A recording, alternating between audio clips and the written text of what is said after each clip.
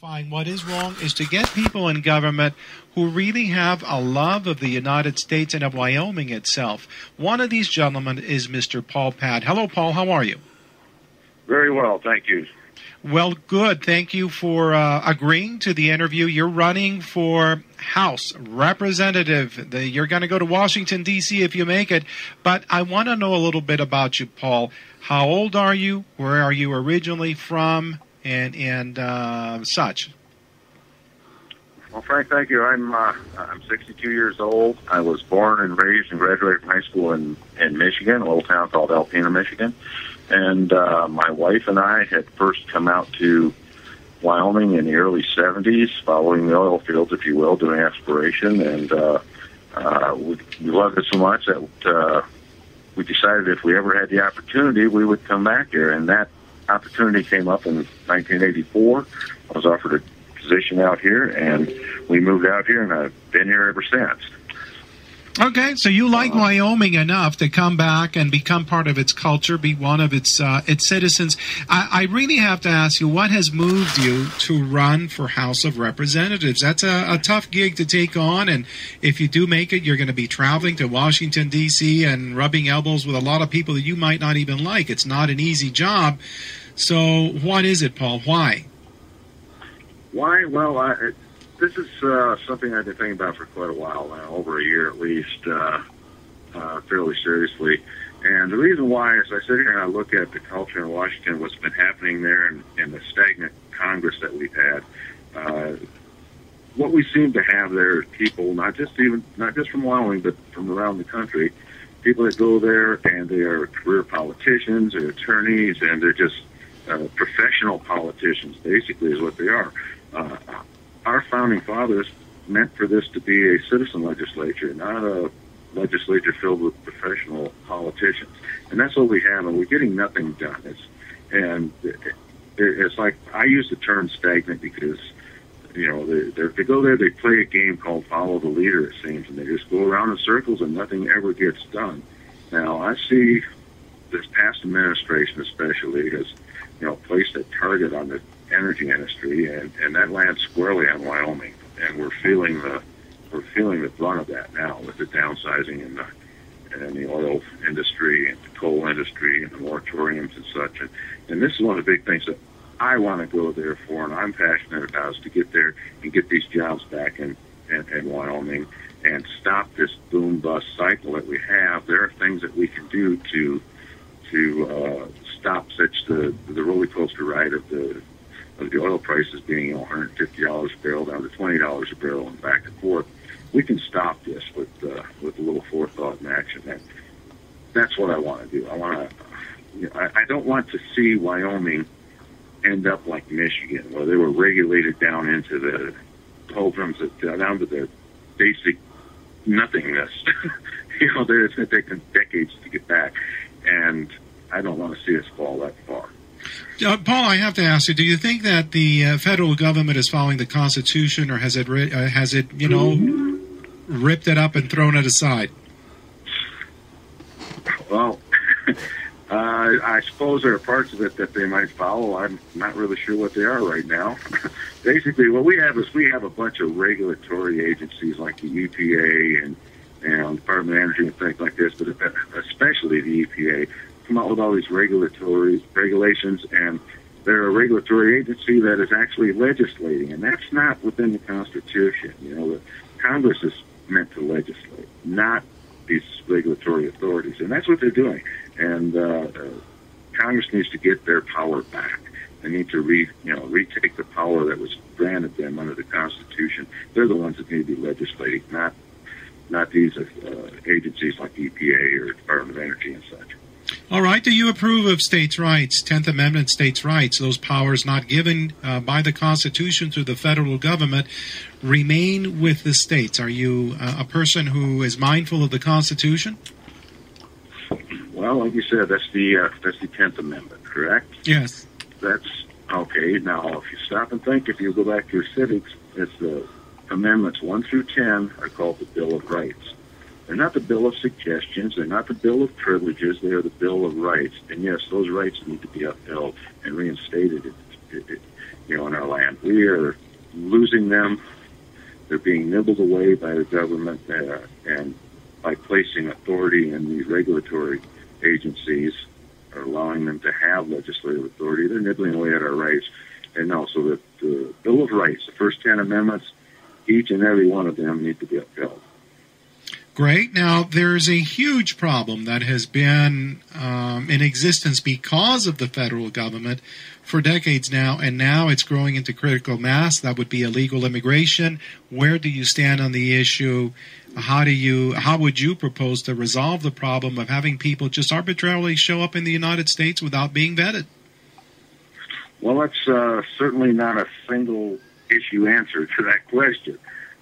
First and foremost, you have to secure the border, whether that's putting up triple fence with 24-hour monitoring, putting personnel on the border, military personnel, ex-military personnel, hiring, our border patrol, increasing their size, whatever it is. There are several options. You can build a big wall. But if you build a 100-foot wall, you're going to get a 101-foot ladder. You still have to have that wall manned, or that fence, or whatever it is you put up there. So the first thing is we have to secure the borders to at least decrease the mass influx of illegal aliens.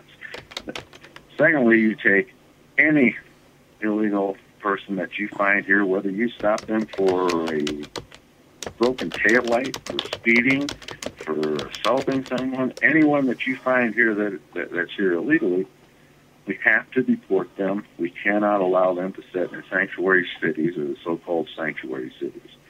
So we have to get rid of the sanctuary cities that popped up around the country.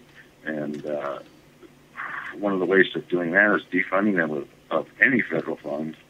Any federal funding at all that they may get will have to be just cut off completely until they agree to enforce and uphold the federal laws that we have. So that's all we have to do. We have to secure the border, basically, and uphold the laws that are already on the books. We don't need more laws. We just need to enforce them.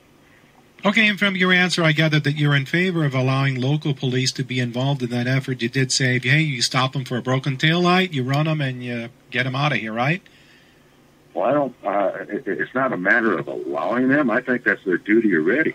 I mean, that's part of the law. In my mind, law enforcement should be enforcing the law. What we have now is an administration that has sent out the word that, we're not going to enforce this federal law because we don't like it, or we're not going to enforce that law because we don't like it. Well, if you don't like the law, change it, but until you've changed that law, we need to enforce the laws that we have.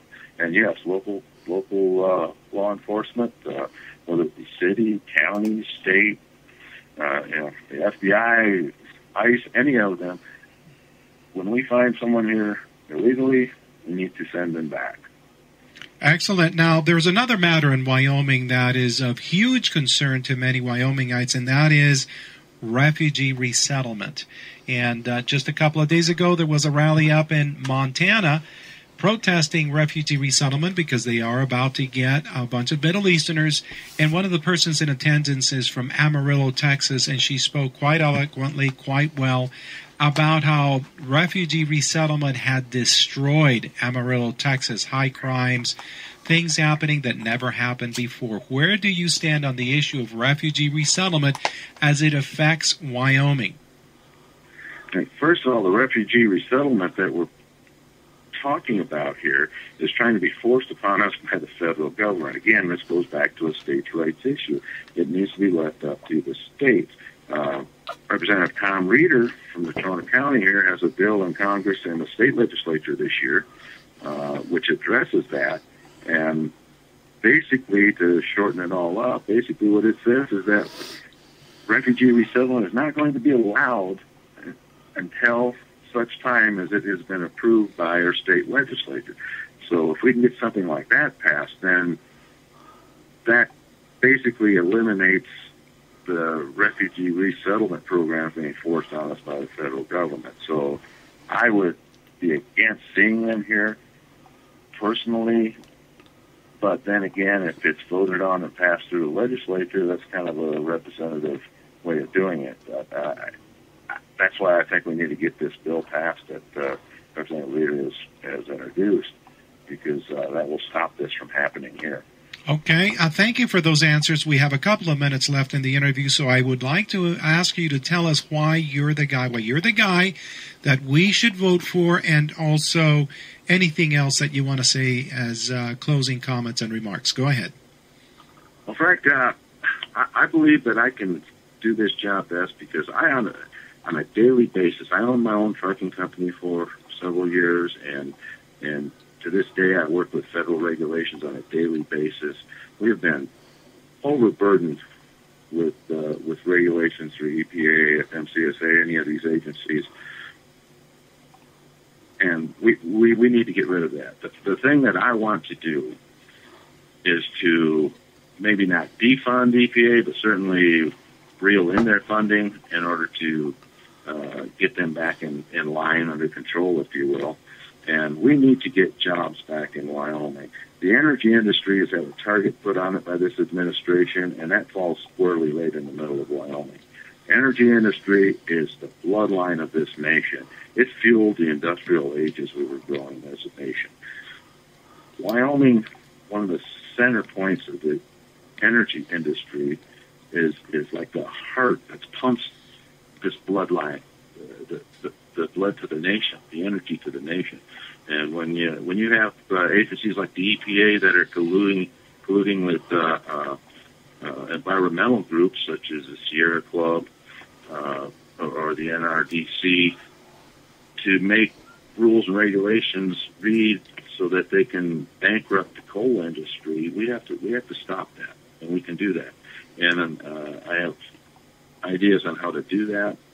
I have ideas on how to stop the roller coaster ride of the oil industry, the boom and bust in the oil industry. We can control a lot of that by controlling our imports and such. So I mean, we don't really have the time to go into a lot of these details, but I do have the ideas and the energy, the desire, the passion to work for Wyoming and work for its citizens, and that's what I want to do. I believe I have. I know all these candidates have a passion to a degree, but I just don't believe their passion to work for Wyoming citizens matches mine, and that's why I would ask for their support. Well, Mr. Paul Paad, thank you so much, sir. Thank you for the interview, and I do want to check with you in the future, if that's all right with you. Have you on for perhaps a solo appearance? Would that be okay with you? That would be wonderful. Thank you very much, sir. Have a great evening. Bye-bye.